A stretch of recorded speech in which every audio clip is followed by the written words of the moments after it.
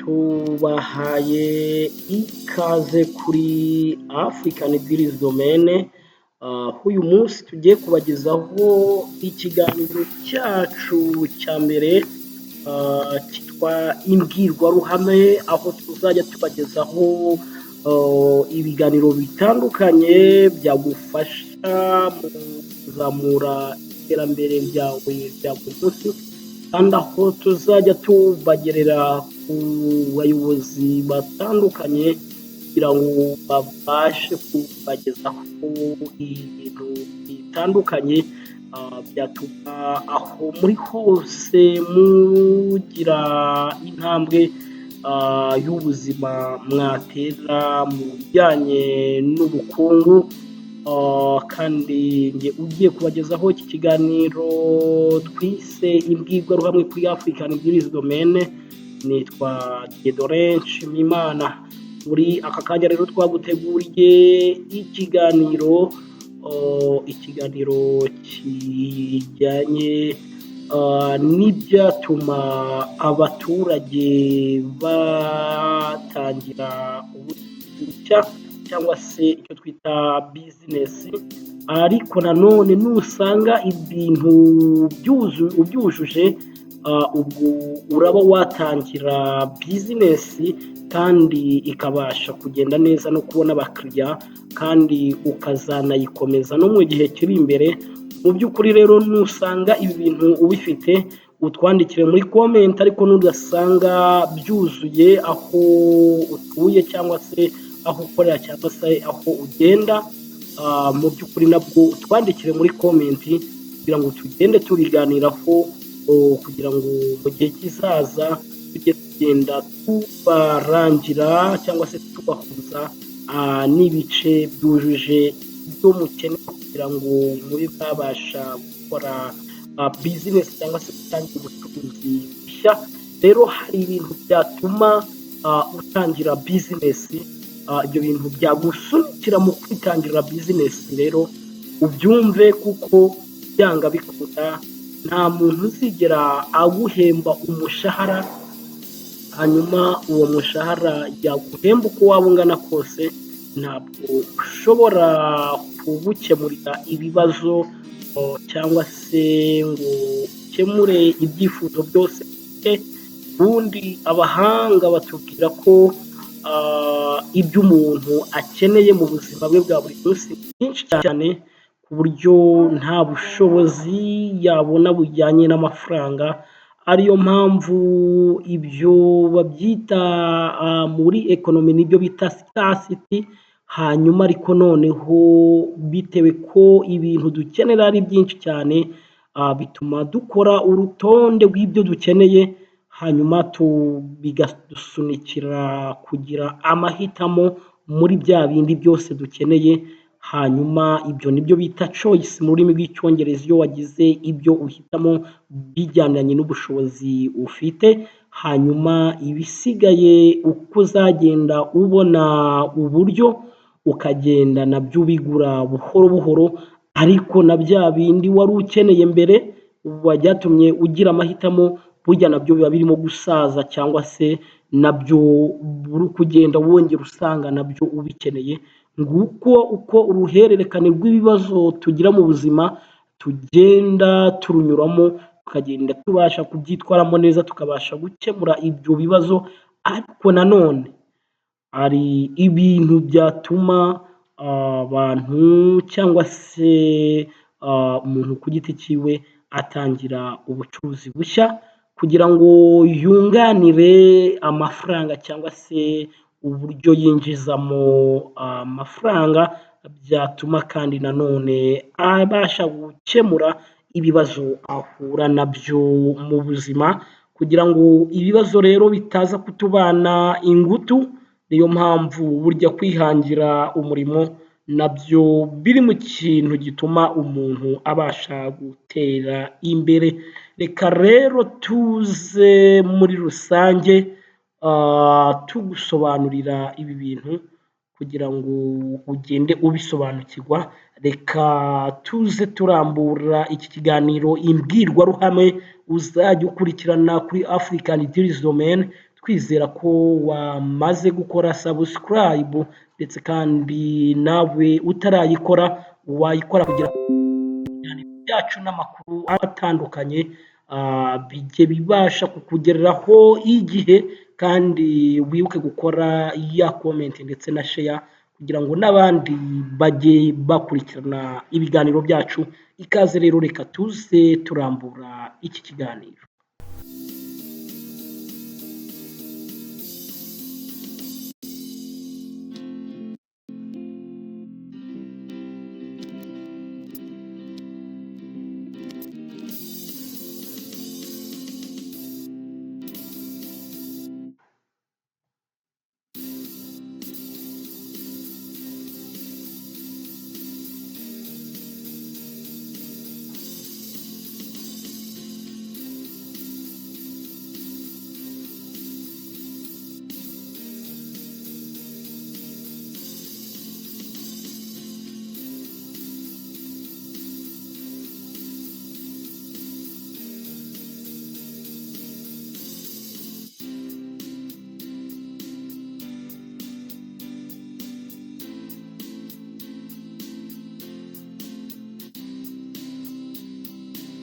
Uko tumaze kubibabwira mu mwanya ushize, tugiye kurambura iki kiganiro imbwirwaruhame uzajya ukurikirana hano kuri African Deals Domain.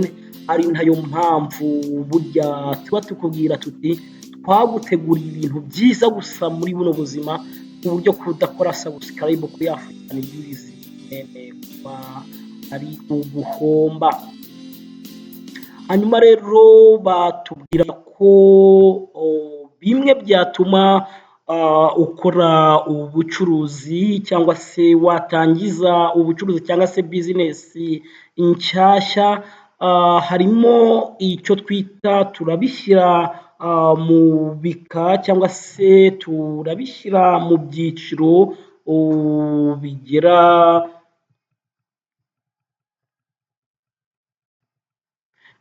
muri bitandatu. Icyiciro cya mbere cyatuma dukora bizinesi ni icyo twita uburyo ubukungu buhagaze, cyangwa se uburyo ubukungu bumeze, icyo twita economic factors. Hanyuma tuze turebe unemployment rate, ese iyo abashaka akazi cyangwa se abakeneye akazi, ababura akazi barimo kwiyongera cyangwa se bagabanyuka, bigenda bite? Hanyuma kandi turaza gusobanukirwa muri kino kiganiro iyo hari uburyo bwo kubona igishoro, nabwo biba bihagaze bite, ku buryo byatuma utangira ubucuruzi bwawe. Kandi turaza kureba n'uburyo leta nayo ishobora kugira uruhare kugira ngo abantu batangize ubucuruzi bushya cyangwa se batangire bizinesi. Ariko nanone turareba ibijyanye n'imibanire y'abantu n'abandi, ese byo byaba bihagaze gute kugira ngo watangira ubucuruzi. Ariko turaza nanone kureba ngo ese ubwiyongere ndetse ubwiyongere bw'abaturage cyangwa se imico n'imigenzo by'abaturage byahuzwa gute no kwihangira imirimo. Kandi turaza kureba no ku bijyanye ese imyaka yo yahuzwa gute no guhanga imirimo. Ese kandi noneho tukiri aha ngaha turaza kureba ngo uburezi, kuba warize amashuri runaka, ni iki byagufasha mu kwihangira imirimo. Kandi noneho turaza kureba ikoranabuhanga riteye imbere, ese byo byagufasha iki. Noneho amahirwe, icyo twita opportunity, turaza kubyinjiramo cyane, turebe ngo byo byaba bihagaze gute, byagufasha gute mu kwihangira umurimo. Ariko turaza kureba noneho n'icyo twita ubwawe personal motivation. Ese weho ni iki wiyumvamo, ese uba wumva wifuza kugera ku ki, ku buryo ushobora kuba wakigenga mu buzima nta wundi muntu ugukontorora, ariko hakaba noneho haba n'ibindi bishobora kugufasha nk'ibikorwa remezo ndetse n'ubundi buryo bwagufasha gukora bizinesi. Ibyo tugiye kuza dukomeza kubirambura muri iki kiganiro cyacu cyitwa imbwirwaruhame. Iki kiganiro ugikurikira gusa kuri African Dreams Domain, niyo mpamvu dukomeje gushimira mwe mwese mwamaze gukora subscribe, ariko nanone muri aka kanya turizera neza ko aho muri hose hatandukanye mumeze neza, kandi turabasuhuza mu bihugu byose bitandukanye, byaba ibyo ku mugabane wa Afurika, abadukurikira bari ku yindi migabane yo hanze ya Afurika. Mwese tubahaye ijambo muri iki kiganiro kugira ngo tuze turebe ibintu byinshi cyane byagusunikira kugira ngo ubashe gutangira ubucuruzi bushya. Hanyuma rero nk'uko twabigarutseho, ukora ubucuruzi bushya cyangwa se utangira bizinesi, hari icyo twita economic factors. Economic factors ni uburyo ubukungu buhagaze aho uri cyangwa se mu gihugu cyawe utuyemo cyangwa se agace runaka uherereyemo. Igihe rero hari ibura ry'akazi rikomeye cyangwa se riri hejuru cyane aho utuye, abantu iyo bari kugenda babura akazi bituma biga uburyo ki bahanga ubucuruzi bushya. Buriya rero niba udafite akazi, buriya ni amahirwe ufite yo kugira ngo wabyaza umusaruro ubura kwawe, kuko wareba icyo ushoboye gukora, hanyuma bitewe n'aho uherereye, hanyuma ukabasha gutangira ubucuruzi kandi mu buryo bukoroheye. Reba niba rero aho uri hari amahirwe yo kuba watangira akazi bitewe ko wabuze akazi, hanyuma urebe neza ko watangira kwikorera, kuko nibyo birimo umugisha gusubira ibyo bintu byose birimo gutekereza. Ikindi rero cyatuma hano muri economic factors, ikintu gituma twakora bizinesi twebwe ubwacu, nicyo twita ubukungu. Iyo burimo kuzamuka, economic growth, kuvuga ngo iyo ubukungu burimo buzamuka bituma tubasha guhanga imirimo mishya cyangwa se dutangira ubucuruzi bushya, bitewe ko biba bikenewe cyangwa se amahirwe ari ku isoko ry'umurimo aba nayo ari kugenda aba mashya. Urugero tuvuge ko uyu munsi turimo dukoresha ikoranabuhanga, ariko nanone abantu binjiye muri bizinesi zijyanye no gukoresha ikoranabuhanga, urugero bakameramani ndetse n'abantu ba creating bizinesi zishingiye kuri social media bariyongereye. Abakameramani bagenda babona akazi bitewe ko hari za YouTube channel nshyashya zigenda zivuka, hakagenda hakoreshwa ikoranabuhanga mu buhinzi n'ubworozi ndetse no kwa muganga ndetse n'ahandi hose mu buzima busanzwe, nk'uko ibiganiro byacu twagiye tubibabwira. Ibyo byose rero bigatuma hari abantu bashya bagenda babona akazi bigendanye no kwihangira imirimo bushingiye ku mahirwe aba ari kugenda agaragara. Aha rero muri economic factors harimo ikindi tutakibagirwa kuvugaho cyitwa access to funding, uburyo bwo kubona inguzanyo, uburyo bwo kubona uburyo bwo kugera ku mafaranga, uburyo bwo kugera ku gishoro.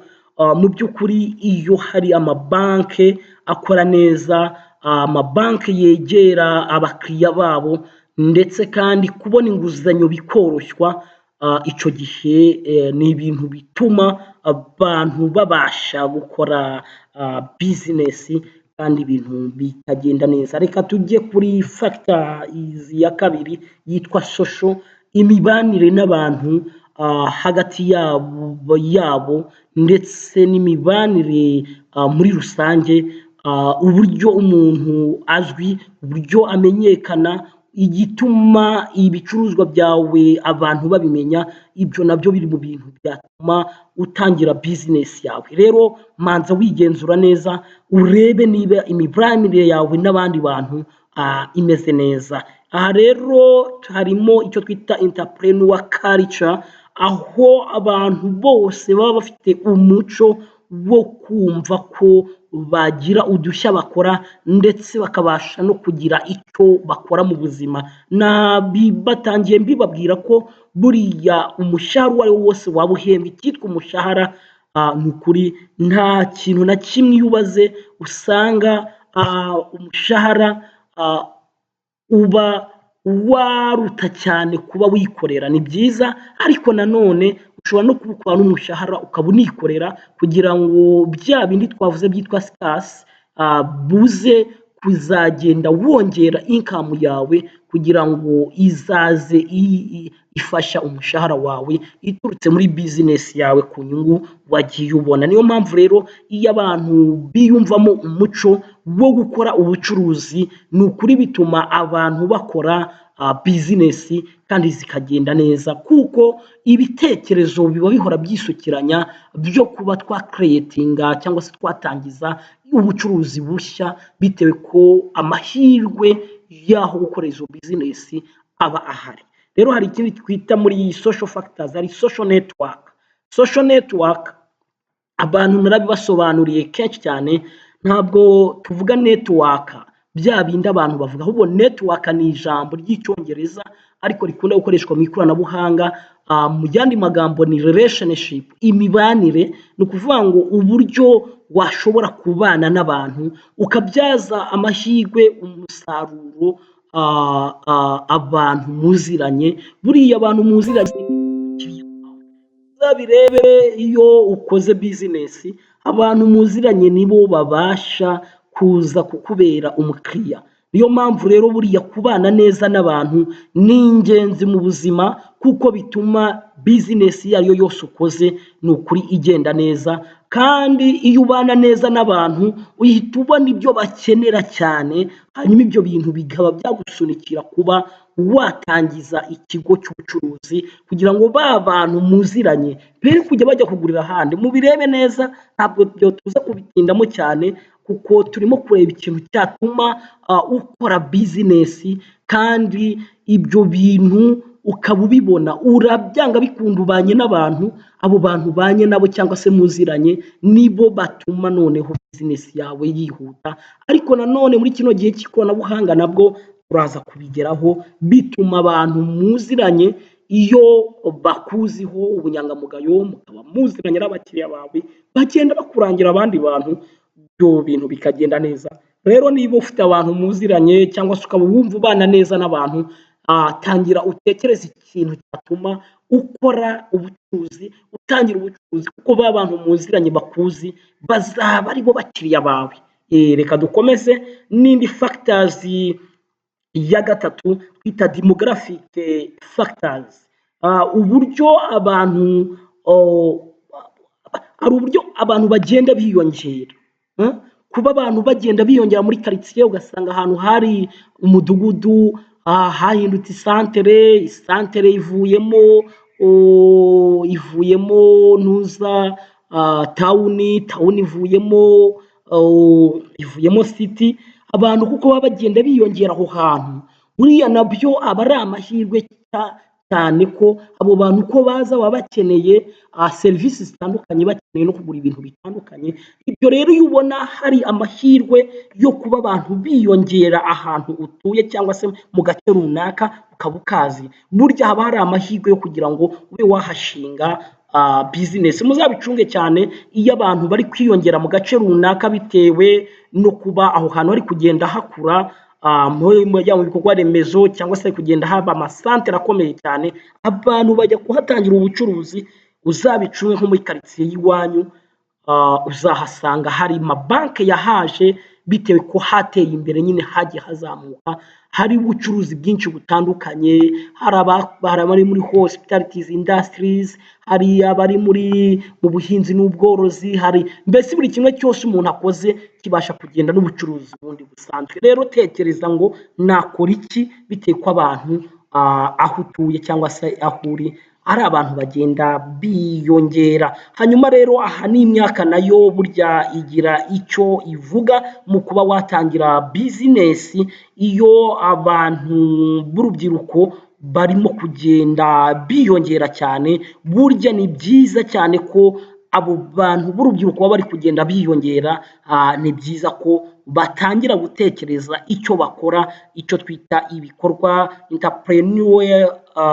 entrepreneurial activities, kuko iyo batagize icyo batangira gukora urumva kiba ari ikibazo, kuko baba bakiri mu myaka ibemerera gutangira imishinga, gukora imirimo runaka, yaba isaba imbaraga yaba idasaba imbaraga. Ibyo rero iyo umaze kwikorera self evaluation uza kuza kureba ugasanga burya ya business yawe mu by'ukuri wabasha kuyikora bitewe n'imyaka yawe, ibintu bikagenda neza muri rusange. Rero hano muri demographic factors turaza gusangamo educational levels. Iyo rero ufite amashuri runaka, amashuri nayo burya aba yagufasha gutangira ubucuruzi runaka bitewe ko haba hari ubumenyi runaka uba ufite. Abantu rero muri kino gihe bafite ikibazo cyo kuba bafite ubumenyi baryamanye bavanye mu mashuri, bafite barize ariko bakaba badashobora kugira icyo bafata bize ngo batangire bagishyire mu bikorwa. Ikibitera rero kenshi cyane, niyo mpamvu twazanye kino kiganiro, ikibitera ni uko usanga abantu barize amasiyori gusa, ariko nanone nabo ntibagire ubushake bwo gufata iyo theory yo kugira ngo babashe kuyishyira mu bikorwa. Niyo mpamvu rero tubashishikariza kugira ngo nimuzamuke mukure, ariko mukurana umuco wo kwizigama, umuco wo gukora ubucuruzi buciriritse, kugira ngo mutangire mwitoze, kugira ngo mutangire mushake ibishoro bizatuma mushyira mu bikorwa ibyo mugambiriye gukora, kuko ndabizi neza ko amahirwe yo gukora ubucuruzi ahari aho ariho hose, hano mu Rwanda ndetse no ku isi yose. Hanyuma rero turajya kuri factors ya gatanu yitwa technological factors, aho ikoranabuhanga rwose ririmo gutera imbere cyane. Gukoresha ikoranabuhanga mw'abantu nimwihangane rwose, iyo ikoranabuhanga ririmo kugenda ritera imbere aha mu gace runaka cyangwa se mu gihugu runaka, aba ari amahirwe yo kubyaza umusaruro kugira ngo abantu babashe guhanga udushya muri bizinesi zabo, kandi nta nzitizi bahura nazo. Buriya nagiye mbabwira cyane ikoranabuhanga rikora mu buzima bwacu bwa buri munsi. Ikoranabuhanga ryabaye kimwe mu rugingo rugize umubiri wacu, kuko ikoranabuhanga ridufasha muri rusange. Ikoranabuhanga ridufasha gukora ibintu byinshi mu gihe gitoya kandi vuba. Rero ikoranabuhanga rikoreshwa mu bintu byose, mu buzima bwose bwacu bwa buri munsi. Niyo mpamvu rero iyo ufite amahirwe yo kuba ikoranabuhanga ririmo ritera imbere cyangwa se ritezwa imbere aho uri, cyangwa se mu gihugu uherereyemo, cyangwa se muri leta, cyangwa se mu gace uherereyemo, ni ukuri biba ari umugisha kuri wowe, kuko byatuma ukora bizinesi ugahanga udushya, ibintu bikagenda neza. Hanyuma rero hari factors ya nyuma, ariyo ya gatandatu ibanziriza iya nyuma, ariyo ya gatandatu yitwa political factors. Buriya leta cyangwa se guverinoma buriya nayo igira uruhare cyane mu kugira ngo ubucuruzi cyangwa se abantu batangire bizinesi nziza, bashyiraho politike ifasha ba rwiyemezamirimo gutangira ubucuruzi, kandi noneho ubwo bucuruzi bakora bigatuma n'ababukoze bagira icyo babubonamo, ariko nanone hakagira n'ikindi kizamuka kijyanye no kuba abantu basobanukiwe uburyo bwo gutanga umusoro kugira ngo public revenue cyangwa se amafaranga yinjira mu isanduku ya leta nayo abe yakiyongera, kuko leta yashyizeho politike nziza zifasha ba rwiyemezamirimo gutangira ubucuruzi. Rero iyo leta yashyizeho imirongo myiza migari ifasha abantu gutangira ubucuruzi, icyo gihe nta kabuza rwose abantu bakora ubucuruzi ibintu bikagenda neza. Niyo mpamvu mubona hano mu Rwanda abantu benshi bahisemo kujya mu bucuruzi, gutangira ubucuruzi. Nyabuneka turakubwira ngo wowe rwose ufite ubucuruzi ariko cyangwa se wumva ushaka gutangira ubucuruzi ariko ukaba n'ubu utari wasobanukirwa ahari amahirwe washoramo ubucuruzi, nyabuneka kurikirana ibiganiro byacu. Hari ikiganiro tugiye kujya tubagezaho, ikiganiro kivuga urwego ngishwanama, aho tugiye kujya tubagira inama zitandukanye z'uburyo wahuza ubumenyi ufite ndetse ukabasha kububyaza umusaruro ubishingiye n'isoko riri aha hanze. Mwa bantu mwe rero, icyo nacyo ni ikiganiro nacyo turi kugenda tubategurira, aho tugiye kujya tubagira inama mu bintu bitandukanye ku buryo rwose ushobora guhuza ubumenyi ufite ndetse n'isoko ry'umurimo riri hano hanze, ukabasha gukora ibintu kandi ibintu bikabasha kugenda neza.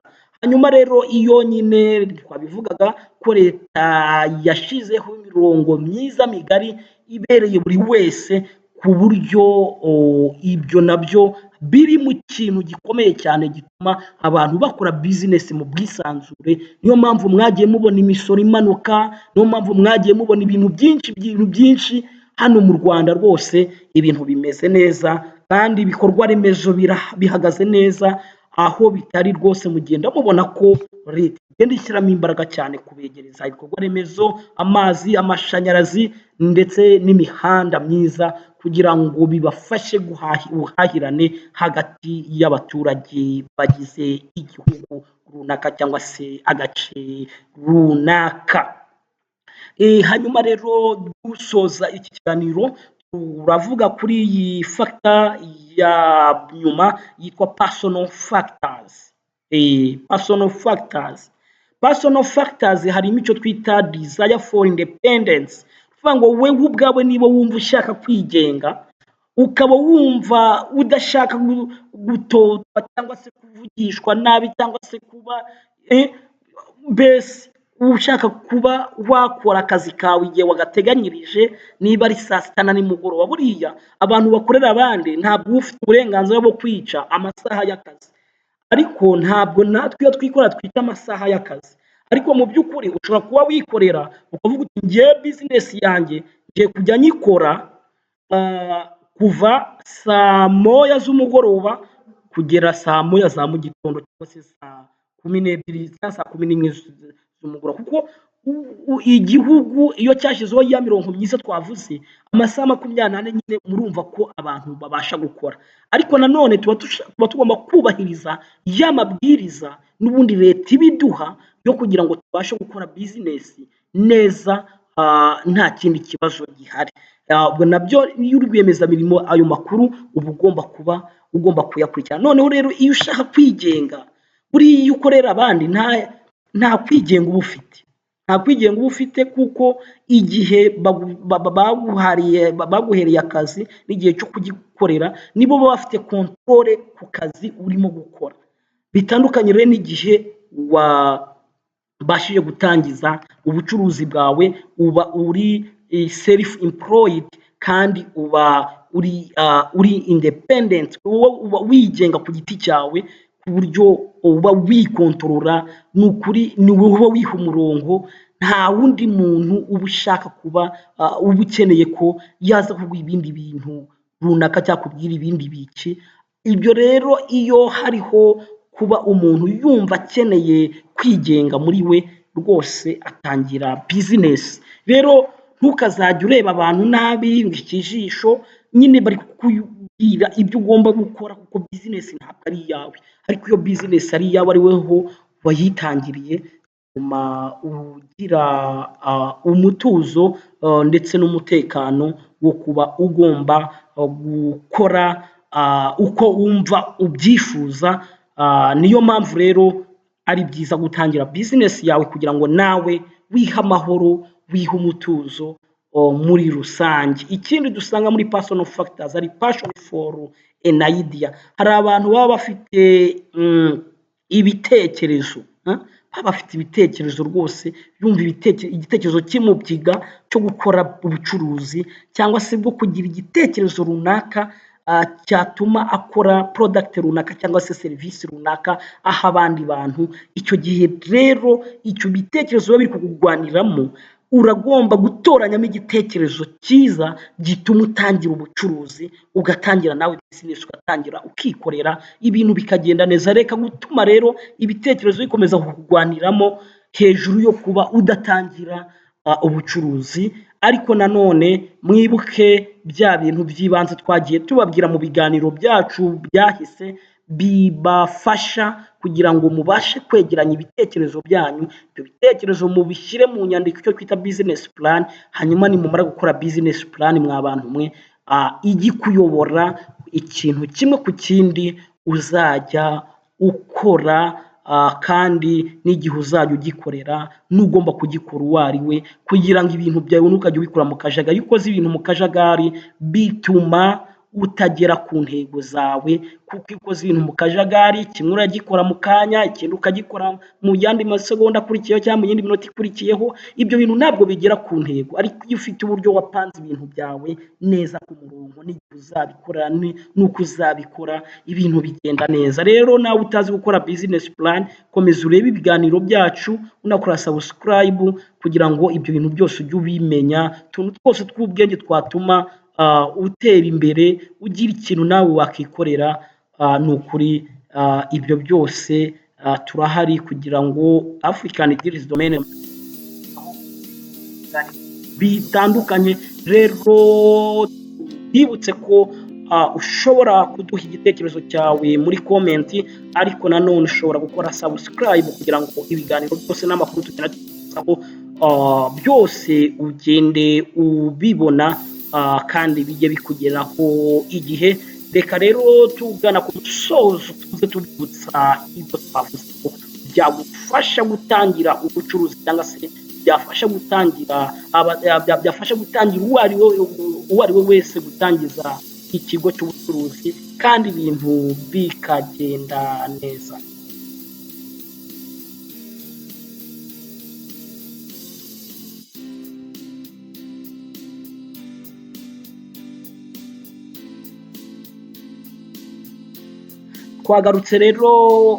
Twagarutse kuri factors ijyanye na economics, aho ibijyanye n'ubucuruzi cyangwa se uburyo bwo kubonamo amafaranga, uburyo bwo kugera ku mafaranga, uburyo byagufasha iyo kubona amafaranga bikorohera, icyo gihe ubasha kuba watangira bizinesi. Ikindi, uburyo kubura akazi iyo bigenda bizamuka mu gihugu runaka bisunikira abantu kuba batangiza ibigo byabo cyangwa se ubucuruzi bwabo kugira ngo babashe kubona akazi bikorera.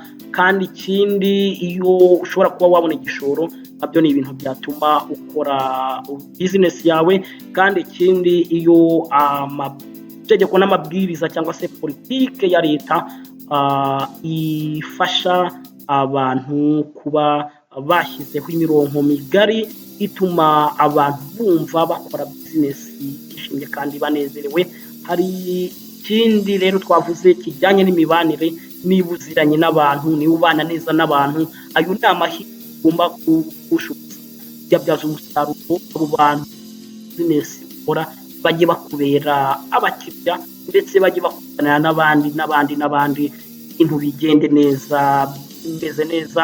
Kandi nanone ubwiyongere ndetse n'imyaka y'abantu nayo iri mu bibafasha gukora bizinesi. Kandi ikindi no kuba hari amashuri wize ni ngombwa ko ufite ubumenyi wakuye muri ayo mashuri ni ngombwa gushyira mu bikorwa noneho ugatangira ubucuruzi. Ikindi iyo tekinoloji irimo gutera imbere ahantu runaka aba ari amahirwe yo gutuma utangira bizinesi kugira ngo ugaragaze udushya ukora ibintu byinshi mu gihe gitoya, nk'uko ubu nanjye ndimo kubakorera iki kiganiro kijyanye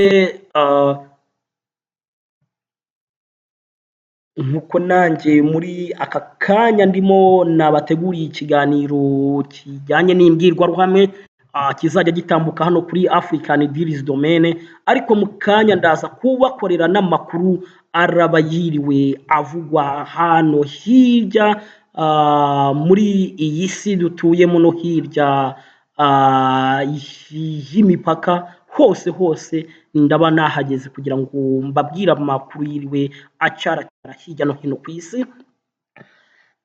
Ikindi rero twagarutseho ni uko ari amahirwe aba agaragara ku isoko ry'umurimo, ayo yose nayo wayabyaza umusaruro utangiza ikigo cy'ubucuruzi. Twanabonye nawe ubwawe iyo umaze kureba indoto zawe ukumva ushaka kwigenga, nabyo birimo ibintu bituma utangiza ubucuruzi n'ibindi byose nk'ibikorwa remezo byagufasha. Ibyo byose niba bihari rwose watangiza ubucuruzi ibintu bikagenda neza. Wowe igenzure neza, numara kwigenzura neza urebe icyo ushoboye gukora, hanyuma ukore business plan neza, ubundi hasigaye ibintu byose bizagenda neza. Ngiye twari kumwe muri iki kiganiro rero Dieudonné yibutsa ko mwatugisha inama mutwandikira muri comment kugira ngo ibintu byose bigende neza. Ariko nanone ukeneye kutuvugisha waduhamagara kuri 0788 910 ibintu bikabasha kugenda neza. Uramutse uri umubyeyi, uri umunyeshuri, cyangwa se uri umwarimu, cyangwa se utanga amahugurwa runaka, cyangwa se ukaba rwiyemeza binezere subscribe kuko uri n'umuyobozi mu nzego zitari leta ndetse no muri business, ukaba uri manager cyangwa wari uhagarariye nawe kwa subscribe kuko ibiganiro tugenda tunyuza no kuri African Deals Domain ni ingenzi kuri wowe uyu munsi no mu gihe kizaza. Reka dukomeze no mu bindi biganiro biri imbere, mukomeze kugubwa neza aho muri hose.